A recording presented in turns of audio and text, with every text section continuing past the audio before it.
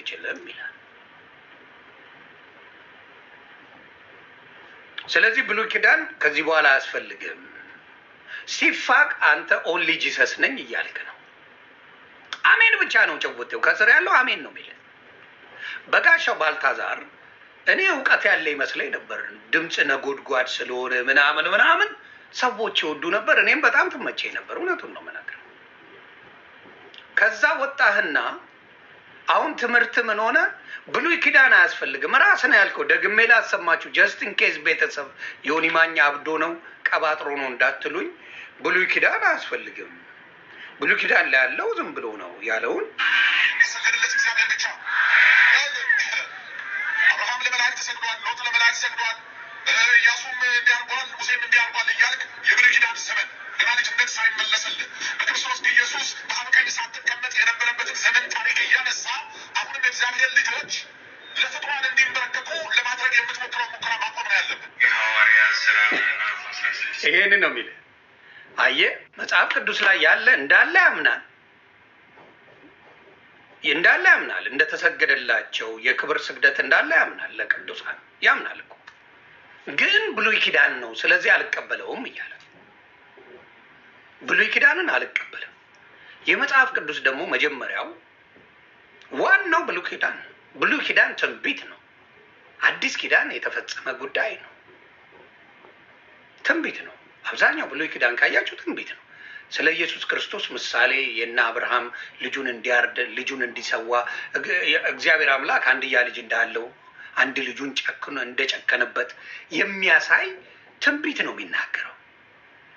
ድንግል ትወልዳለች ስሙንም አማኑኤል ትለዋለች የሚለው ትንቢት ነው የሚናገረው ብሉይ ኪዳን። ለአዲስ ኪዳን ለምስራቻችን ምንድን ነው መነሻችን? ብሉይ ኪዳን ነው። ብሉይ ኪዳን ከሌለ አዲስ ኪዳን የለም። ይሄንን አፈር ከድሜ ያገባው የእናንተ ሰውዬ አፈር ድሜ አገባው። አፈር ከድሜ ያገባው። አያችሁ፣ ይሄ እውቀት አይደለም። ዝም ብሎ በንዴት ለምን ኦርቶዶክስ ቤት እየዘሞትክ መኖር አትችልም? እልቅና አይሰጥም። ዓለማዊ የሆነ እንደፈለግኩ ነው። ኦርቶዶክስ አትጠይቀን። ግን ቤቷ ላይ ማዕረግ ካለ በስርዓት ነው የምትኖረው። ማዕረጉ ከተሰጠ በሴት ብዙዎቹ ሲባሉ ሰምተን አናውቅም። ብዙዎቹ የሚወድቁ አሉ የሉም አልልህ። በሴት ብዙ የሚወድቅ ግን ለምን መሰለ? ልብሱን ሲለብሱት ይከብዳል። አየህ፣ ቄስ ከሄደ ለመጀናጀን፣ ዲያቆን ልብሱን ለብሶ ስታየው ለመጀናጀን ሴቶቹም ይከብዳቸዋል። ሱፉን ለብቼ ዘንጬ ጩባ አርጌ ቼን አርጌ እየተቆላው ሲሄድ ግን አትራክት ያደርጋል ሴቶቼ። ያማረ መኪና ይዤ ፉንፉን ቪላ ኖሮኝ ስል ቺክ ትመጣለች። ሴትን አብዛኛው ሴት በገንዘብ ትነዳለች። ሁሉም ሴት አላልኩ። ስለዚህ እራሱ ኤርሚያስ ከ10 ስንቷ ሴት ጋር ነው የምትርመጠመጡት ፓስተሮች ብሎ የሰራው ቪዲዮ አለ፣ አሳያቸዋለሁ። ስለዚህ አሁን የብሉይ ኪዳን ትምህርት አያስፈልግም እያለ ቃል በቃል እየነገራችሁ ነው። ለቅዱሳን ይሰገድ ነበር፣ ለነገስታት ይሰገድ ነበር፣ ግን የክብር ስግደት እንደሆነ ይናገራል መጽሐፍ ቅዱስ። የክብር ስግደት ምክንያቱም ሰገደ። ለምን? ለንጉሱ ሰገዱለት ይላል። ለእግዚአብሔር ለንጉሱ ሰገዱለት ይላል። ስለዚህ ለእግዚአብሔርና ለንጉሱ የተሰገደው ለንጉሱ ለንግስናው ነው፣ ለእግዚአብሔር ለክብሩ ነው፣ ለሞገሱ። ስለዚህ ትምህርታችሁ ብጥስጥስጥስ ብሎ የምትሰሩትን የማታውቁት እናንተ ናችሁ። እናንተ መጣችሁ ኦርቶዶክስን ለማውራት ሞራል የላችሁ፣ ሙስሊምን ለማውራት ሞራል የላችሁ። አይደለም ኦርቶዶክስ፣ በአሁኑ ሰዓት ሙስሊም ደረቱን ነፍቷል። ሙስሊምን ልስበከው ስትል ከየት ነው ይልሃል። አሁን ሙሉ አንድ ፕሮቴስታንትን በደንብ ለማውራት ከየት ነህ ነው ጨዋታ። ከየት ነህ? ምንም ሌላ ነገር ሳይጨመር ቀነኒሳ ሆነህ ሮጠህ ትጠፋለህ። ጥያቄው ከየት ነህ ነው። ሙስሊምም ጌታን ተቀበል ሲል ኦኬ እቀበላለሁ፣ ግን ከየት ነህ? ልክ ታክሲ ተራ እንዳለው ማለት ነው። ታክሲ ተራ ላይ መገናኛ ነህ፣ ፒያሳ ነህ፣ ካሳንቺስ ነህ ምን እንደሚለው እዚህም ጋር ምን ከየት ነህ ትባላለህ። አለቀ። ከዛ አንተን የምትደነግጠው የት እንደሆነ እንኳን አታውቀውም። የት እንደሆነ እንኳን አታውቀውም። አሁን የኦርቶዶክስ ልጆች ደረት መንፋት ጀመሩ። ለጥላት ደረት መንፋት እኔ የምገባለሁ ነ ልደት ሮጦ ነው መግባት የጀመረው። አሁን ካያችሁት እነ ልደት ሮጦ ነው የሚገቡት።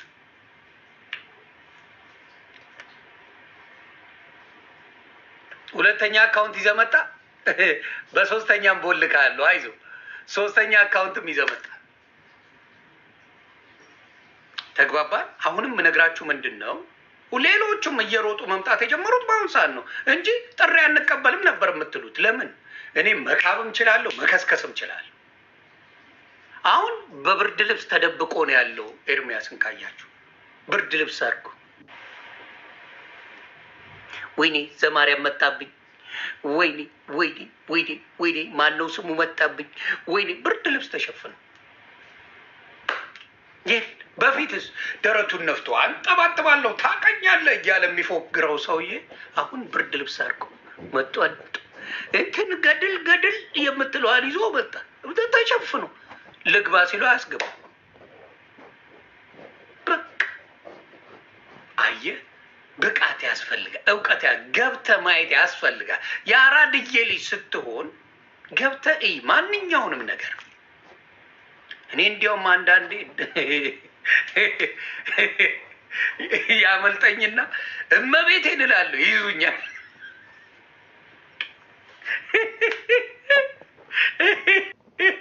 የሀገር ቪዲዮዎች አሉ በመሀል ያመልጠኛል። የኦርቶዶክስ ልጆች ያሳብቁ ነበር። አንዳንድ ሰገጤዎች አሉና በመሀል ያመልጠኛል እያወራን ምናምን እኔ እመቤቴን ብዬ እላለሁ እና ይዙኝና ይፖስቱታል።